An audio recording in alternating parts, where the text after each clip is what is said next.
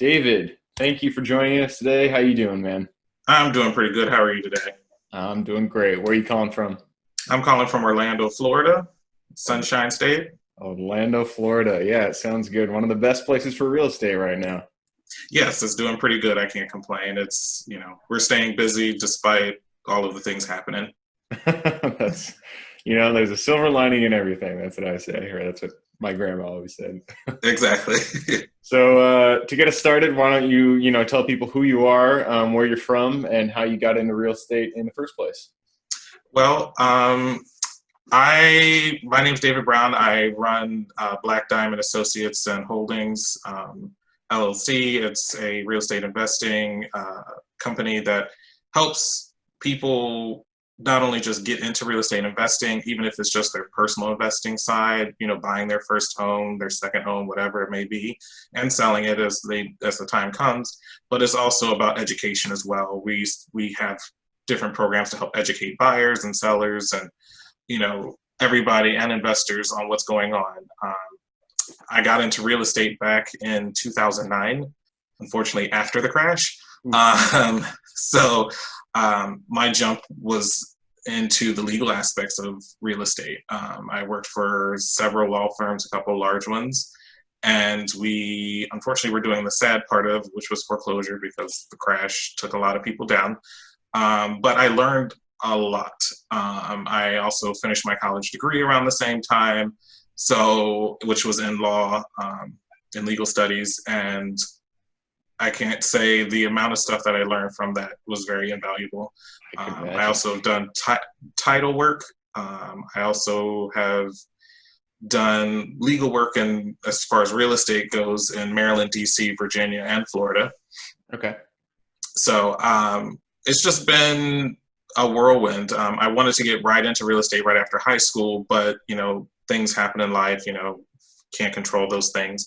But I said, you know what? Let me just do this, and I jumped in officially and got my license as a realtor in 2017.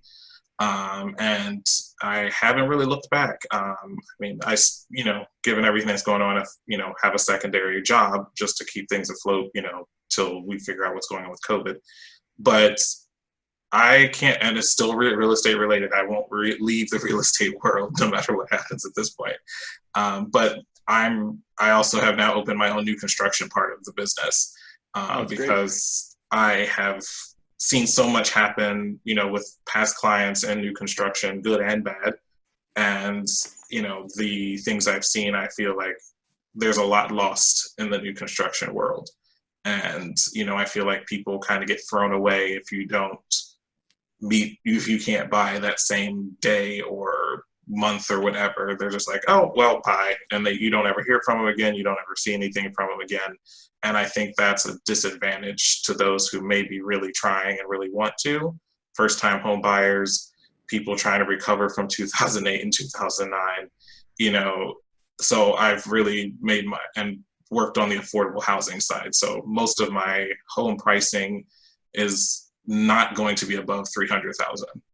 So it makes Gotcha. Okay. we're focused on the average family out here trying to live and just find peace and happiness.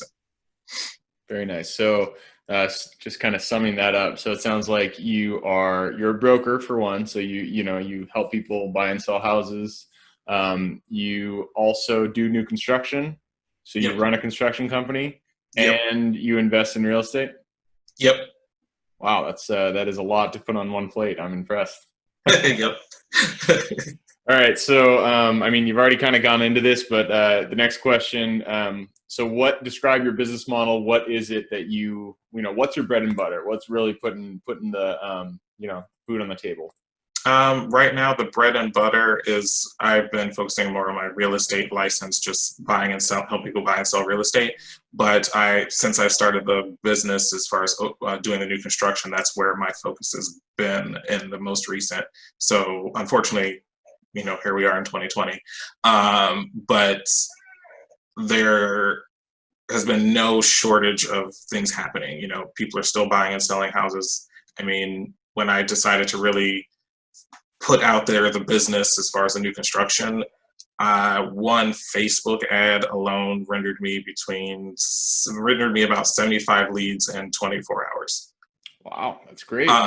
So people are still looking. People are still wanting to buy that real estate.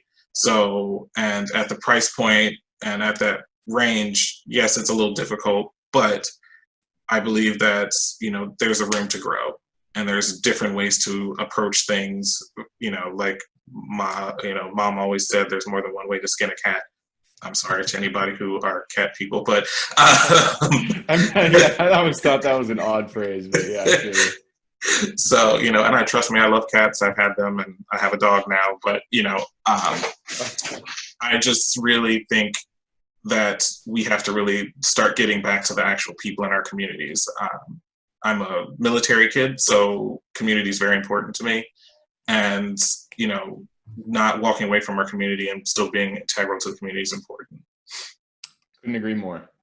And you've already, the next question, you've already kind of touched on it just a little bit there. So, so right now you're kind of focused on your realty side of things, finding, helping people buy and sell houses, and you're also doing new construction.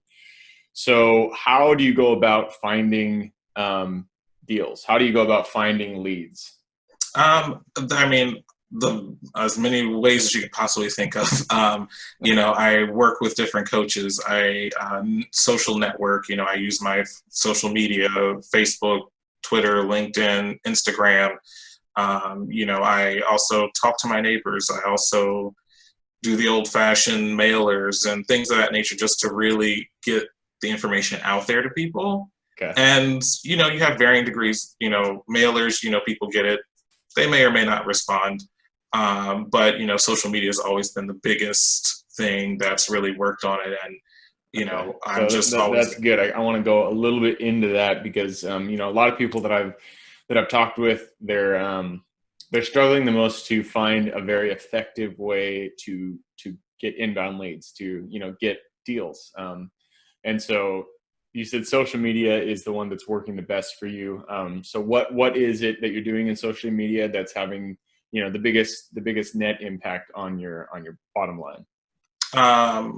It's all about personality, and it's also all about what information and how you present it to them. It's people on social media are very visual, as we are in human beings in general. So when you have to be very mindful about what you put out there. You need something that looks clean, inviting, bright, to really draw people in. As a realtor, I've learned, and unfortunately, we've all seen these pictures on Facebook that are cell phone pictures. You can see people in the shadows. You can see, the house doesn't look, it's dark.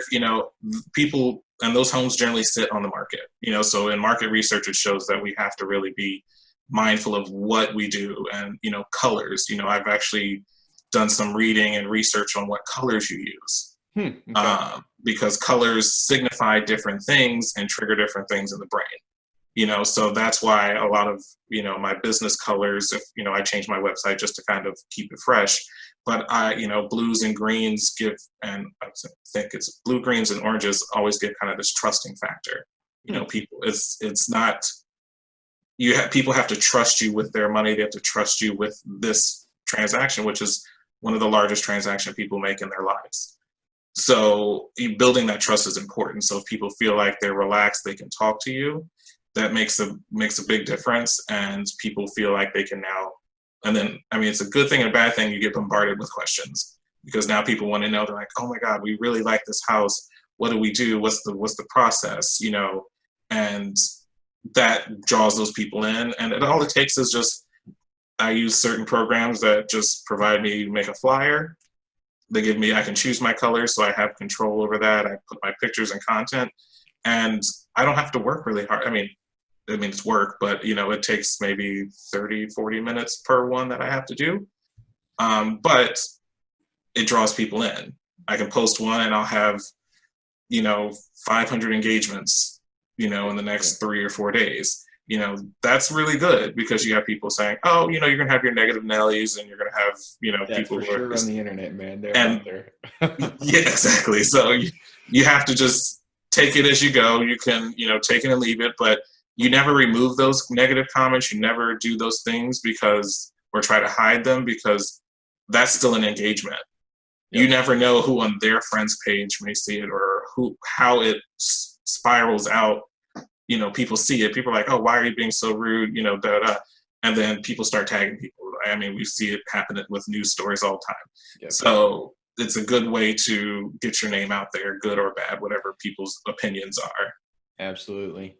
So, so going down that line of, how you're getting leads, how you're getting people in the door, social media is what's working really well for you. You're saying it's got to be engaging. It's got to be bright, blue, green, orange are the colors that you use. So what are the tools that you found to be most effective? So I'm sure you do paid advertising. Is Facebook the best? Is Instagram the best? They're the same platform. Mm-hmm. And you mentioned that you use the tool to create your flyers. So what are the most effective tools that you've used so far? I will say that Facebook ads, and I think Facebook and Instagram are still the same parent company. Yep. But so lately, if you run a Facebook ad, you can sync it up with Instagram, and those ads run simultaneously. Mm-hmm. And so, I think, and I'm not going out and spending $500 on ads right away. If you like, and this is the thing, it's about being smart as a small business. We have to be smart and very particular about how much we spend and where we spend it. So I say, every 2 weeks, let's spend $60. Okay. And then you just scale. So as you start to get your business in and everything starts to run, $60 every 2 weeks. What that does is it gives you a potential of how many your people are going to reach. If you reach 2,000 people in 2 weeks, it's not like global, but it's a good start, especially when you're working in your general area and you're working around trying to build your community, because you want to continue to hit your community and farm, like, as we say in real estate, you want to farm that area. So you keep hitting that 2,000 people in that same, 10-mile radius, great, because guess what? Now they're constantly seeing you. Yep. And that drives the business to your website, that drives the contacts. Absolutely. That's actually, not ironically, but coincidentally, that's how I got into real estate in the first place. Digital marketing is is my bread and butter, and Mm-hmm. I was good at it, and I used it to get leads, PPC advertising. So that's how I first got into real estate, was digital advertising. I still think it's the best way to generate leads if you do it right. I mean, Yes. People can definitely waste money, but it's one of the best ways, if not the best way, to generate leads. Yeah, I mean, I learned the hard way a couple of times. I paid for some ads before for someone else to do them, and they were by far the most generic ads, nothing really branded. And I was like, I think what was that? It was about $250 a month. And That's really cheap. No, this is about $750 that you're locked into, and because you had to do 3 month stints. So I was like, after the first 3 months, I'm like, I haven't gotten anything that's panned out, any interest or anything. So I just stopped, and I said, let me do it myself, and start small and see what I get. And that smaller number and that smaller reach was able to target better than what I was doing with just an overall general, Facebook blast to, the entire country. Right. Which is good because you see people see you, but it also comes at a disadvantage because people are like, oh, can you do it here? Like, well, no, this is Florida only. Yeah. So you definitely have to be, when it comes to Facebook advertising and real estate, you have to be geographic specific. I would not recommend doing a national campaign to anyone. Unless you're a national company. I mean, we do flips nationally or wholesales nationally and flips, and we've run national campaigns, and so it depends on what you're going for. But if you're focused on one area, Seattle or Orlando or wherever you are, just market into that city. Don't try to go anywhere else. Exactly. All right, I'm gonna switch our gears just a little bit here. I'm gonna go kind of into your experiences. We all know real estate is an up and down business. Sometimes you feel like you're on the top of the world, kicking butt. Next times you're in the valley, how am I going to get out of this? So kind of take us through those moments, at your valley. What has been the most difficult thing that you've gone through? And what was the lesson that you learned from that? And then, you know, at the peak? Like, what do you love about real estate? What have been some of the best experiences you've Okay. Well, we'll get the negative stuff out the way. had? So, the difficult and most difficult challenging I would have to say is probably, at least for me right now, like during this whole pandemic stuff as a small business, we had a lot of interest. We had people prepare, like we're writing contracts, we're doing everything, and then the bottom falls out of everything, and everything's canceled. You have things happening, cancellation of contracts, money going out that you're not getting back anytime soon. So we're struggling, just as most small businesses are, just maintaining and financing. So far, we're holding steady at this point. We, I guess a benefit to being a small, one person run business, it allows me a little more freedom and control to kind of take the reins and just say, okay, we're gonna just pull back and see and just redirect ourselves, and then but not don't stop. I had to learn, like, okay, yeah, this sucks that the money's not coming in like I had planned, but you change how you market, you change how you reach people, you find the I don't want to say the frugal aspects of how to reach people, and you have to be inventive, you have to come up with new ways and new ideas and new programs or whatever is needed. And as a real estate agent as well, in conjunction with this, I mean, I've lost about 3 or 4 contracts. I'm in 3 contracts now since COVID-19. Between people writing them or getting ready to close, and I'm down $20,000 just in 3 contracts. So it's not easy, because now you're thinking about, okay, where am I going to get that $20,000 from? Like the check was supposed to be here 2 days ago, and now I have no check. And, Yeah. So it's hard. But what I've always, to move towards the upside of this, I've been lucky to have some really great preferred lenders that I work with. They're close friends of mine as well, and they are brutally honest, and which I appreciate. That's kind of how I am. Like, I'm going to be straight up with you, and it's like, okay, this ain't happening. Or I want to make it happen, but even though I'm going to say this is not going to happen right now, and you may not like it, I'm going to give you a plan. My lenders are going to give you a plan saying, hey, okay, your credit score may not be where we need it now, but here's a list of things to do. Take the next 30 or 60 days, especially with COVID-19, and just say, you know what, that extra stimulus check you're getting, knock these things out. And then you'll see the change that we need. And then guess what? We're going in. I've created a program to address that as a builder. Most builders aren't doing anything. They're just like trying to just shove houses down people's throats. They're like, you're going to buy it today. And it's like, well, that's well and good, but they have to qualify. And the rules have changed with that. So I've worked and talked to my lenders and say how things work and what we could do. And I do have a program I'm launching and getting out there within the next couple of weeks to really help people focus on that. So that's cool. So kind of also just take us real quick. If somebody were interested in adding new builds to their repertoire, what are the things that they need to know? Like, just really, really quick bullet points. What are the things that a person needs to know when they're thinking about starting up new builds? If you're thinking of starting new builds, the things you need to look at are, land costs. You need to check, and then you need to pick a specific area that you want to be in. Maybe 1 or 2 just to have backups, because the cost could be different. You need to look at the county building costs and permitting and impact fees, because it may not seem like something big, but when you start adding them into what the general contractors are going to have to be paying to get things done, it can change the pricing of your home. Get real estate advice. If you're not a licensed agent in your area, definitely talk to a real estate agent. Figure out what the average price per square foot is for a home. Then make sure you find yourself some good lenders or something, because those partners will help get your information out. Also, pick a title company if you don't have one. If you're an investor, you probably have one, but definitely make sure that they can handle the work.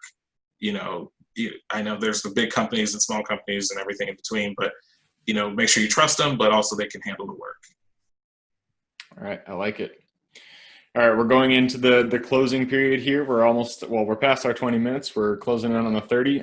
So to close things out, kind of tell people if you started way back, you wanted to start right out of high school or right out of college, whichever one it was, Mhm. and you've always really liked real estate. So if you could go back and talk to that version of David and give him one piece of advice, what would that piece of advice be?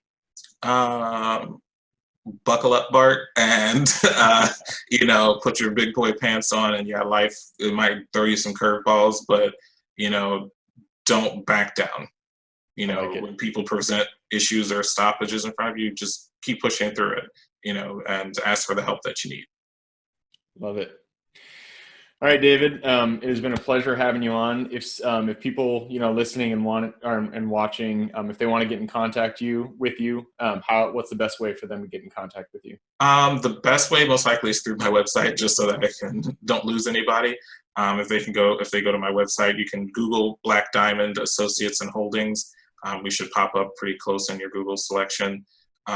And you can definitely go to our contact us page and just reach out to us that way with questions and concerns or anything you have real estate related, and we'll take it from there. And you can also reach us by phone as well. Okay, perfect. And if you guys are interested, the link to the website will be in the show notes, so you can check it out there. All right, David. Again, thank you for having us on. I've learned a lot. I'm sure everybody listening and watching learned a lot as well. For everybody watching, thank you for joining us again. And if you want to reach out to David, check out his website or his LinkedIn. I'll put them both in the comments, and we'll see you next time. All right, thanks, Gabe.